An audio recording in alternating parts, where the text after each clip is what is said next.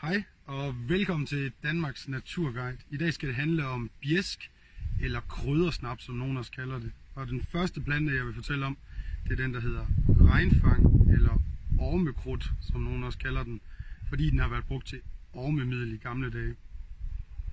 Her i august, der står den, som den gør nu, I kan se her. Den skal plukkes, så skal den lagres i 2 til 3 dage, hvor den trækker, og ikke mere end det, fordi i den her plante, der er der et bitterstof, som hedder tanacetin. Og det her bitterstof, det smager rigtig, rigtig grimt, hvis den får for lang tid. Udover det, så kan den fortyndes, og den får den her flotte grøngule farve. Så det var en af de første planter, jeg vil snakke om i dag. Plante nummer 2 er prikbladet perikon. Den hedder prikbladet perikon, fordi der er prikker på bladene. Men et af kendetegnene ved den her plante, det er, hvis man tager en blomst og smuldrer den mellem fingrene, så får man den her flotte lilla rødvinsfarve. Prikbladet perikon skal plukkes, hænges op i et par dage, tørre meget let. Så tager man blomsterne og de her små knopper her, og de skal dækkes med alkohol i 3 til 4 dage. For at få den her lækre aroma frem, der bliver man nødt til at fortynde den lidt, så når den er filtreret, så fortynd den med lidt ekstra alkohol, og så smager den super godt. Plante nummer 3 er klitrose. Den I ser her bag ved mig. Den får nogle rigtig flotte mørke bær. De her bær, de skal plukkes, de skal tørres meget let i et par dage, og så er den altså klar til at blive overhældt med alkohol. Den skal lagre i cirka en måned, og man kan lagre den længere tid for at få mere finhed og mere fyldig smag. Men du skal tænke på, at det skal være noget, du kan lide, og det skal være din bjæsk. Så smag på den løbende og find ud af, hvornår den har en smag, som du kan lide. Plante nummer 4 er røllike.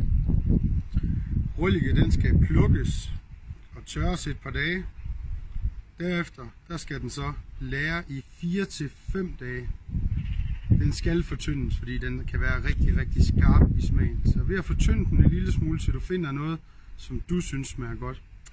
Når man plukker de her røllike, så er det vigtigt, at det er sådan en som den her, man plukker, der har stadigvæk en flot blomst. Det skal ikke være dem her, der er begyndt at afblomstre.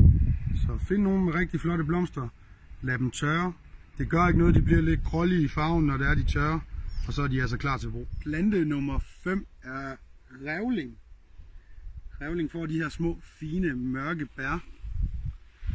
Og det er som regel i juli, at de begynder at modnes. I kan se, de får sådan en flot farve. Rævling, den skal trække i 4 til 5 måneder.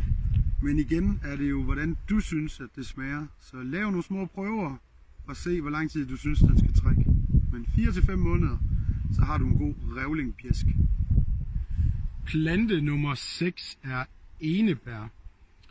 Enebær, de plukkes i september, og de skal trække i 1 til 2 uger. Derefter skal de filtreres, og så kan du lære dem i længere tid, til du finder en smag, som du synes er god. Det, der er vigtigt, det er, at du skal ikke plukke de grønne bær. Du skal plukke dem, der er blålige. De grønne bær giver terpentinsmag, og det vil man helst ikke have.